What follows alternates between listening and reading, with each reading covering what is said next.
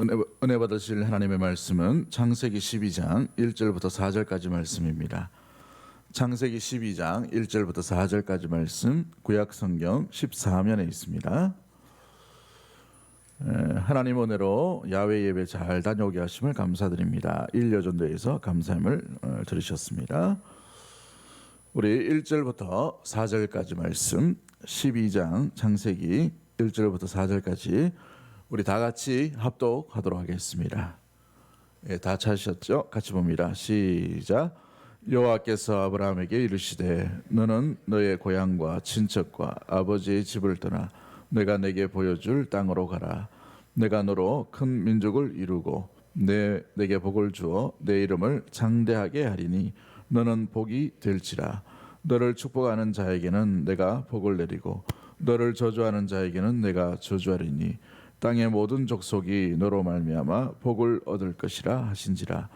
이에 아브라함이 여호와의 말씀을 따라 갔고 롯도 그와 함께 갔으며 아브라함이 하란을 떠날 때에 75세였더라. 아멘. 오늘 우리에게 귀한 말씀을 전해주실 선교사님은 우리 우간다에서 오랫동안 사역을 하신 권오학 선교사님이십니다. 모친 장례 이후에 또 한국에 계시는 동안 또 우리 교회로 이렇게 또 말씀을 전하기 위해 또 방문하셨는데요.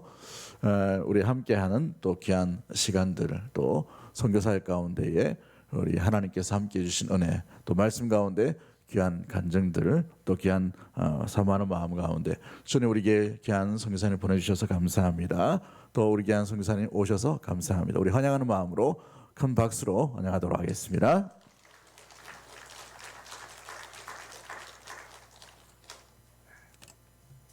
감사합니다.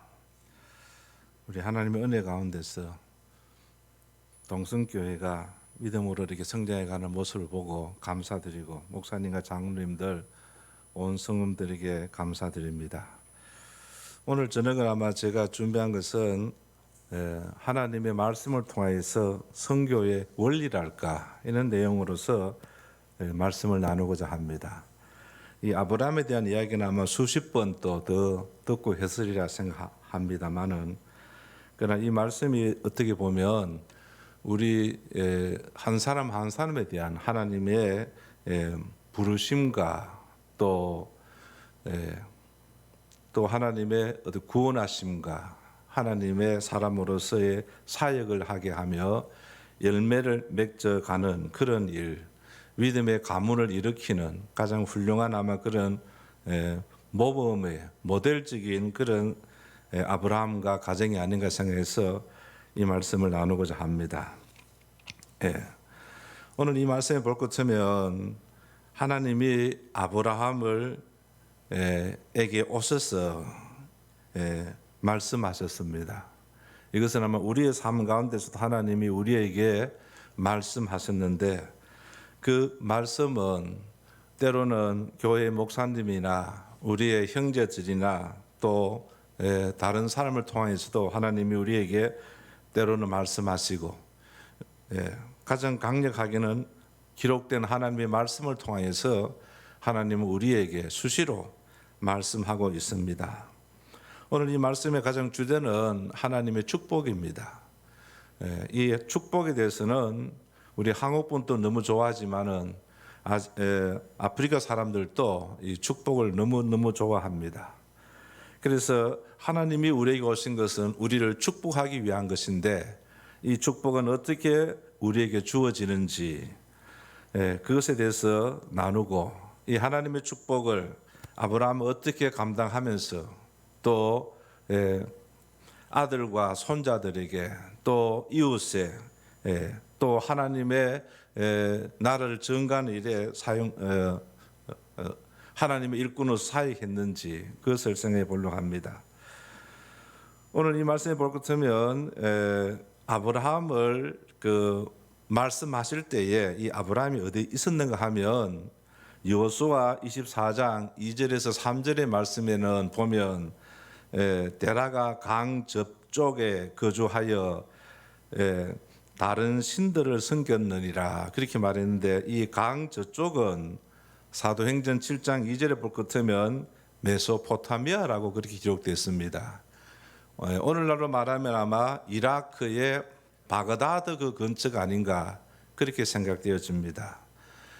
그러니까 어떤 의미를 봐서는 데라가 아브라함과 함께 갈대 우르를 떠나서 하란에 거주했는데 실제적인 내용은 하나님이 아브라함에게 말씀해서 아브라함이 맞으니까 장남이니까 아버지와 함께 조카와 함께 그렇게 이주한 것이 아닌가 생각되어집니다.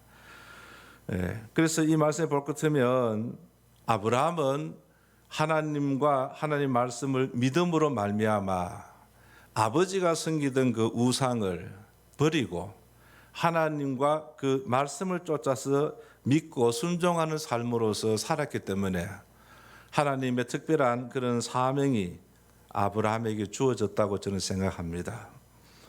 그래서 이 말씀에 보면 왜 갈대아 우르는 그러면 하나님이 아브라함을 통해서 일할 수 없는 곳인가?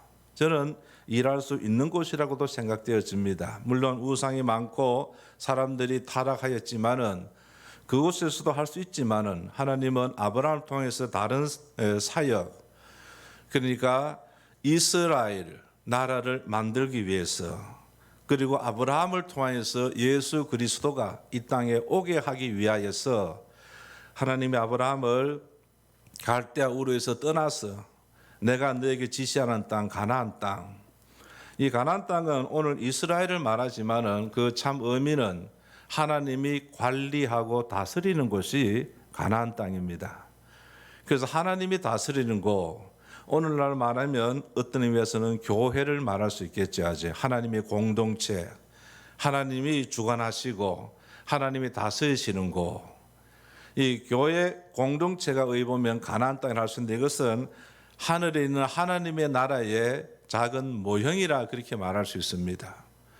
하나님 안에서 사는 곳, 하나님의 말씀에 따라 순종하는 것이 가나안인데 이것은 이 동성교를 의미할 수도 있지만은 때로는 내가 살고 있는 내 가정도 내가 아브라함처럼 그렇게 믿음의 삶을 산다면 내 가정도 그곳에도 하나님의 공동체가 이루어져서 그 가정이 가나안 땅처럼 그렇게 될 수도 있는 것입니다. 내가 일하는 직장에서도 내가 하나님 말씀대로 하나님을 높이고 증거하다 보면 그 직장도 가나안 땅처럼 하나님 공동체처럼 될 수도 있겠죠. 아주. 왜냐하면 하나님이 함께 하시기 때문에 하나님이 역사하시기 때문에 그렇게 생각합니다. 그래서 이 아브라함은 순종하는 삶을 삽니다.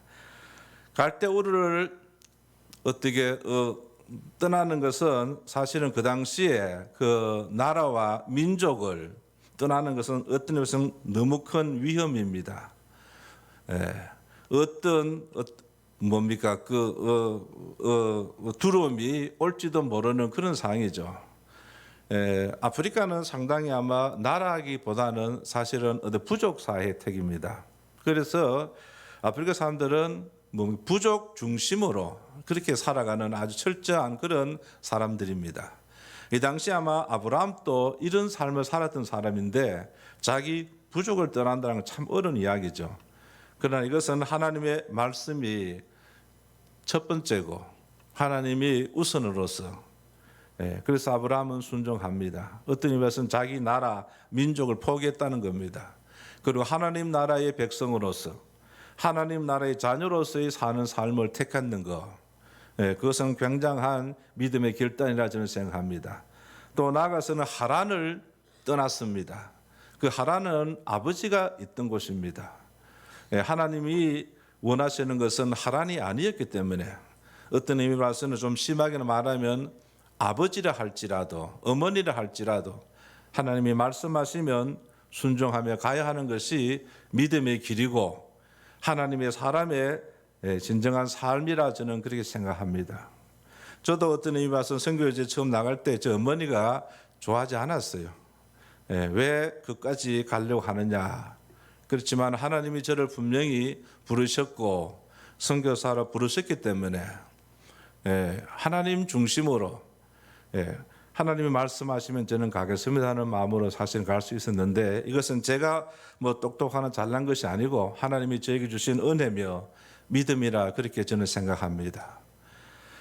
또 나아가서는 어떤 의미에서는 선교지에서도 참 어려움이 있었지만은 그는 또 좀 더 이야기를 좀 뒤에 드리도록 하겠습니다. 그래서 아브라함의 삶은 너무 고난이 많았습니다.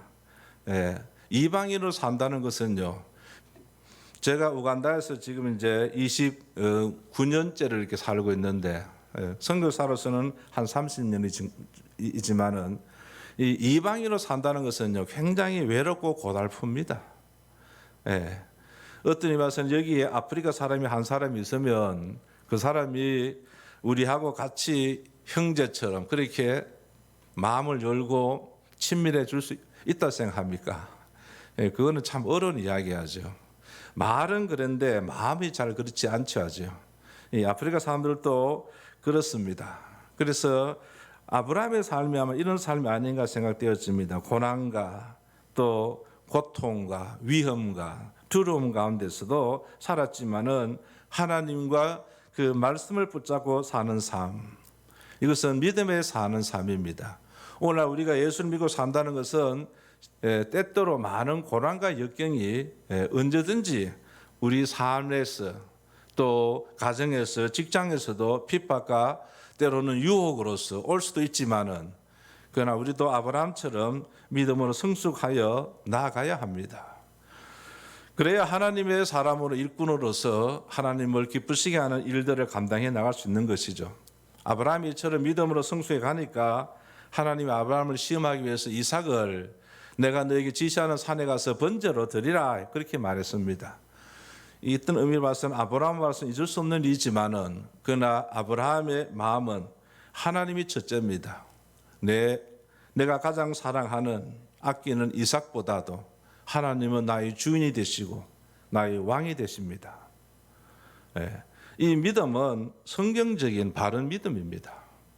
오늘 이런 바른 믿음보다는 내 가정이, 내 자식이 첫 번째라고 생각하는 사람은 하나님이 기뻐하지 않습니다. 그 자녀도 하나님 축복하지 않습니다. 아브라함은 망설임 없이 그 다음 날 새벽에 두 종과 이삭과 함께 하나님 지시하는 산, 그 모리아 산, 지금은 예루살렘 그쪽을 향해서 갑니다. 그리고 하나님께서 말씀하신 대로 그 산에 이르러서 돌과 나무를 쌓아놓고 아들 이삭을 결박하여서 나무 위에 놓고 칼을 들어서 아들을 죽이려고 합니다. 그때 아브라함의 마음이 어떻겠습니까마는, 그러나 이 아브라함의 그 마음의 그 심정은 하나님이 첫 번째입니다. 저는 이 신앙을 바르게 가져야 합니다. 그래야 우리 자녀가 바르게 됩니다. 제가 사실은 선교지에 가서 가장 힘들었던 중에 하나가 자녀 문제입니다. 제가 우간다에 처음 갔을 때는 그 목사 선교사도 없었고 여자 선교사 2명이 우간다 북쪽에서 사역하고 있었는데, 그쪽에는 선교사 자녀 학교도 없었고 외국인 학교는 한 군데 있었는데 돈이 너무 비싸서 보낼 수도 없고, 현지 학교는 완전히 아주 흙강 같은 그런 학교입니다. 이거는 흙으로 그냥 이겨가지고 지붕을 어떻게 몸이 풀로 이렇게 해가지고 했는데, 바닥도 흙바닥이고 책글상도 없고 그냥 아주 아이들이 엎드려 가지고 그냥 이렇게 공부하는 데인데, 그런데도 사실 보내기는 너무 좀 마음이 안 되고 해서 케냐에 있는 선교사 자녀학교를 보냈는데, 이게 참 어려운 이야기입니다. 그 아들이 초등학교 2학년 때 나가지고 초등학교 3학년 때고, 딸은 유치원 때 나가서 초등학교 1학년 때에 그 선교사 자녀학교를 이었습니다. 저희 집에서부터 무려 한 700km 정도 떨어졌는데, 지금 한국에 700km는 문제가 있지만은 그 당시로 봐서는 하루 이상을 가야 할 그런 거리입니다. 그러나 제 마음 중심에는 내 아들과 딸이 참 사랑스럽지만은, 내가 이 우간다에서 살아가는 것은 하나님이 나를 보내셨기 때문에 내 아들과 딸이 희생된다 할지라도 나는 이 일을 해야 된다. 그런 마음으로서 했는데, 뭐 저는 훌륭한 사람은 아닙니다. 믿음의 조상 아브라함을 바라보면서 그렇게 하면서 그것이 아마 어떤 이유에서는 저희 아들과 딸이 믿음으로 바르게 성장하는 가장 기본적인 가르침이 아니었는가 생각합니다. 내가 너희를 사랑하지만은 하나님과 말씀이 첫 번째다. 너희들이 하나님 말씀대로 살지 않으면 나는 언제든지 매를 들고 너를 때리겠다. 그 정도라 저는 좀 요즘에는 때리면 큰일 나겠지만은 그 당시로 봐서는 가능한 이야기였었고요. 그렇게 애들이 하다 보니까 하나님을 저를 통하여서 제 아들과 딸들이 바르게 알고 믿고 그렇게 지금까지 살아온 거 보면 참 감사드립니다. 이것은 제 자랑이라는 게 아니고 이 아브라함의 신앙이 이러했다는 겁니다. 아브라함의 순종을 통하여서 하나님은 아브라함에게 이제 하나님의 구원이 어떻게 이루어질 것을 이 모리아산 희생 번제를 통해서 하나님이 가르치기 시작합니다. 성경 말씀을 한 군데 찾아보시면 좋겠습니다. 요한복음 8장인데요. 요한복음 8장 56절입니다. 그 예수님이 하신 말씀이 굉장히 의미가 깊은 말씀이죠. 여기에 요한복음 8장 56절에 너희 조상 아브라함은 나의 때 볼 것을 즐거워하다가 보고 기뻐하였느니라. 예수님이 거짓말하신 게 아니죠. 아브라함이 어떨 때에 예수님의 때를 봤다는 겁니까? 그 모리아 산에서 아들을 그 제단 위에 놓고 잡으려고 할 때에 하나님이 아브라함에서 잡지 말게 했었죠. 그 대신에 숫 양을 가져다가 아브라함이 제사를 드렸는데 그 숫 양은 어떤 의미 봐서는 하나님의 아들 예수 그리스도였습니다. 너도 너의 아들 이삭을 나의 말씀 때문에 포기하고 번제로 바치라 하는데 나는 나의 아들 예수를 이제 때가 되어서 세상에 보내어서 십자가에 죽게 하심으로 그를 믿는 모든 사람은 다 구원에 이르게 하는 하나님의 구원을 이루시겠다는 것을 저는 아브라함이 이 모리아 산에서 하나님의 계시로 받았다고 저는 생각합니다. 이삭의 사건을 통하여서. 그리고 이삭은 사실은 그 당시 아마 10대로 저는 생각하는데 얼마든지 나이 든 아브라함을 불순종하고 떠나갈 수도 있습니다.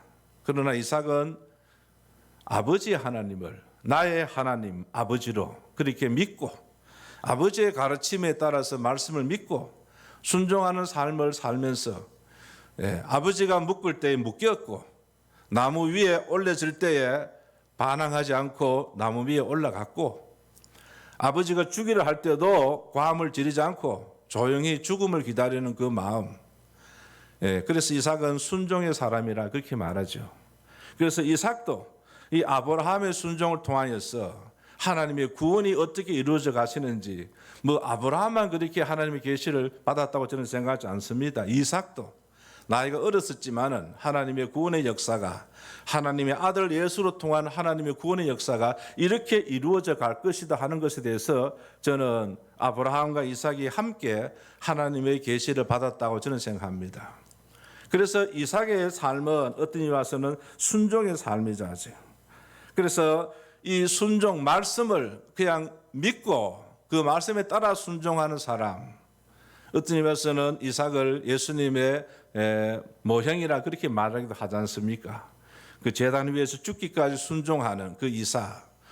오늘 이런 모습은 우리의 삶 가운데서 있어야 하는 것입니다. 하나님이 우리의 주인이 되시고 우리를 만드신 분이시고 우리의 아버지시고 우리의 왕이 되시는 하나님, 아버지께서 말씀하시면 예 주님 아버지 제 순종합니다. 그렇게 하는 것입니다.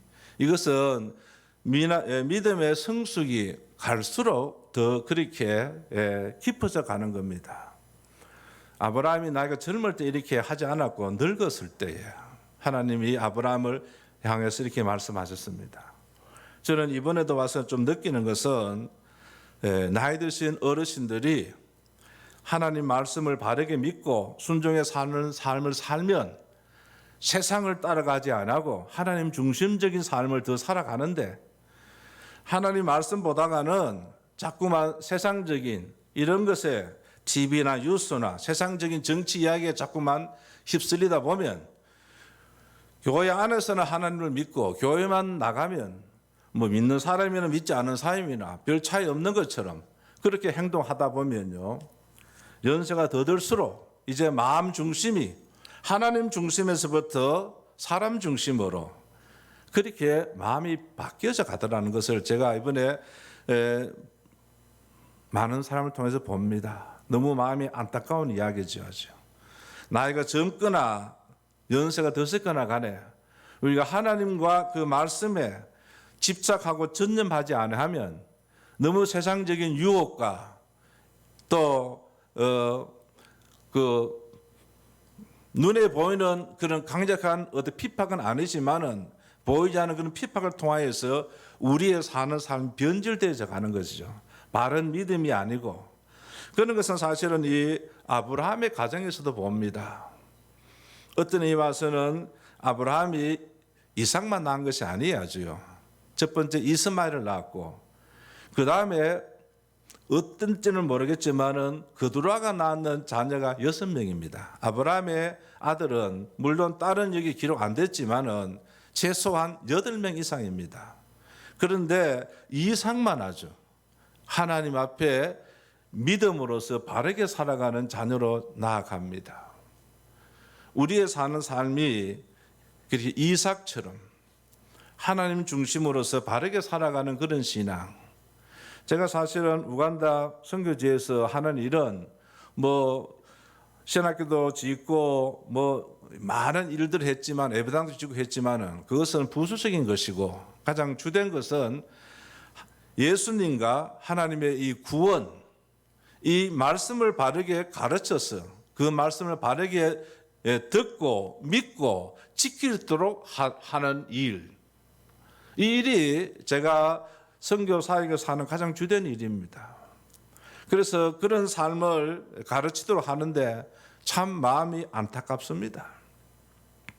아프리카 사람들은 그때도 이야기했지만은 노하는 문화가 아니에요. 아무리 자기가 싫더라도 이야기하면 예스라 그렇게 말은 합니다. 그런데 삶은 노입니다. 그리고 이 사람들의 신앙은 그냥 예수님이 나의 주인이 되시고 구주가 되십니다, 그렇게 말만 하면 자기들 스스로는 나는 구원받았다 그렇게 믿고 그렇게 착각하면서 자기를 속이고 살아갑니다. 삶이 변화되지 아니한 그런 믿음은 거짓된 믿음입니다. 믿음은 우리 삶 가운데서 그렇게 자라가고 성숙하며 열매 맺어져 가는 것인데, 예수님도 보세요. 마태복음 7장 그 끝쪽에 21절부터입니까? 나더러 주여 주여 하는 자마다 다 하나님의 나라에 들어가지 못한다고 했어요. 말씀을 듣고 순종하는 사람이 10처녀 비유 가운데서도 5처녀는 등을 준비하고 기름을 준비했는데, 그 기름이라는 것은 어떤 의미에서는 듣고 순종하는 삶, 이것이 아마 저는 기름이 아닌가 생각합니다. 미련한 5처녀는 등만 준비하고 입으로는 주님 나의 구주시다고 말했지만 삶은 변화가 없는 사람이죠. 기름은 준비하지 못한 사람. 이것은 어떤 의미에서는 교회에 대해서 주는 엄청난 예수님의 도전적인 말씀이 아닌가 생각도 됩니다. 어떻게 반이, 교회 나오시는 분 반이 미련한 처녀라고 생각해 보셔야죠. 그 사람들은 예수님과 함께 하나님의 나라에 들어갈 수가 없어야죠. 그래서 우리가 더 정신을 차리고 이 아브라함의 신앙, 이 이삭의 신앙을 생각하면서 우리의 사는 삶이 더 신중하게 열심히 살아야 될 것 같습니다. 시간은 자꾸 안 해야죠. 그 다음에 사실은 이 야곱이라든지 요셉의 신앙도 보면요, 이 아브라함의 신앙의 믿음이 얼마나 잘 그렇게 삶과 연결되어지는지. 사실은 아브라함의 그 손자 가운데서 에서가 있지 않습니까? 에서는 어떤 의미에서는 굉장히 유능하고 똑똑한 남성다운 사람이고 야곱은 그렇지는 못했지만은 그러나 야곱은 하나님과 말씀 중심으로 살아가는 사람. 에서는 자기 힘으로 자기의 지식과 자기의 어떤 실력으로서 살기를 원하는 사람. 하나님은 말씀하시기를 나는 에서를 미워하고 야곱을 사랑했다고. 이것이 하나님 중심의 사람으로 하나님이 사랑받고 축복하는 사람입니다. 우리는 하나님 앞에서 다 미련하고 어떤 의미로 봐서는 무익한 사람들입니다. 저는 인생에서 가장 큰 축복은 하나님과 함께 하나님 말씀 안에서 하나님과 동행하는 삶이 가장 큰 축복이고 은혜라 생각합니다. 세상에서 얼마나 부귀와 영화를 누리겠습니까? 자식이 잘 되면 얼마나 잘 되겠습니까? 그러나 그 자식이 아무리 잘 돼도 하나님 없이 산다면 에서처럼 사는 것이고 이스마엘처럼 살아가는 것입니다. 그것이 우리가 원하는 겁니까? 그렇지 않습니다. 자식은 세상적으로 출세를 못하더라도 이삭처럼 믿음의 자녀로서 야곱처럼 요셉처럼 요셉의 그 고난이 얼마나 심했습니까? 형제들이 종으로 팔고 하죠. 그 애굽에서 당한 고통은 말할 수 없었지만은 어떻게 그런 고난을 이겼을까? 그 믿음은 아버지, 할아버지의 할아버지 아브라함의 믿음부터 이삭의 믿음부터 아버지 야곱의 믿음으로서 그 믿음이 요셉에게 전수되었어. 내가 믿는 그 아버지 하나님은 아브라함의 하나님과 이삭과 야곱의 하나님, 나의 하나님이시다고 해서 아무리 힘들고 어려워도 믿음의 삶으로서 극복해 나갑니다. 그렇기 때문에 요셉은 그런 고난의 삶을 통해서 하나님을 경험하게 됩니다. 그것은 보디발이 하나님 너와 함께 하신다고 할 만큼 하죠. 우리가 믿음으로 사는 것은 힘든 일이지만은 그러나 하나님을 경험해 가면서 사는 삶. 아브라함의 삶이 이런 삶이었었고 이삭과 야곱과 요셉의 삶이 이런 삶이었습니다. 사실 우간다에서 저는 오랫동안 살았지만은 때로는 그냥 돌아갔으면 싶을 때가 참 많았어요. 그런데 이길 수 있었던 것은 하나님이 함께 하시는 것을 너무나 많이 경험했기 때문에 하나님의 은혜가 위로가 늘 있었기 때문에 오히려 이 일에도 오히려 어려울수록 하나님 앞에 더 기도하고 하나님 앞에 참아 기다리면 하나님이 더 많은 것으로 사실은 축복해 주셨어요. 사역에도 하나님의 은혜가 있었지만은 저희 가정적으로도 많은 축복을 받았고 저 자신도 믿음으로 더 성장해 가면서 여기 보면 마치 작은 아브라함처럼 어쩌면 작은 이삭처럼 그렇게 살 수 있었는 것이 아닌가 생각합니다. 그래서 오늘날 우리가 우리의 삶에서 내가 아브라함이 될 수 있고 내가 이삭처럼 그렇게 믿음의 선진으로서 나로 통하여서 하나님의 축복이 나의 자녀들에게 나의 교회에 나의 이웃들에게 증거되면서 하나님을 드러내는 삶, 이것이 어떤 의미에서는 선교의 원리적인 삶이고 이것이 사실은 예수님의 그 구원 사역의 가장 중심에 있는 하나님의 사람, 하나님의 사역 그렇습니다. 그래서 이런 삶을 통하여서 우리 삶이 더 하나님이 기뻐하시는 삶으로서 영광 받으시는 삶으로서 그렇게 살기를 원합니다.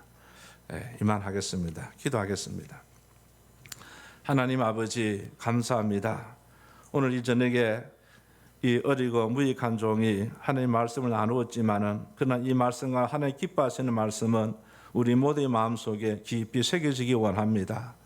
오늘날 이 한국이 점점 더 소돔과 고모라처럼 그렇게 타락하고 점점 더 희망이 없어져 갑니다만은 그러나 우리는 더 하나님을 바라며 말씀을 붙잡고 이 유혹과 많은 고통과 얼음 있는 이 세대를 우리가 믿음으로 이기게 하옵소서. 하나님이여 우리가 아브라함처럼 이삭과 야곱과 요셉처럼 그렇게 살게 하옵소서. 우리의 삶 가운데 날마다 하나님과 동행하면서 하나님을 경험하는 그런 복된 삶을 살게 해 주옵소서.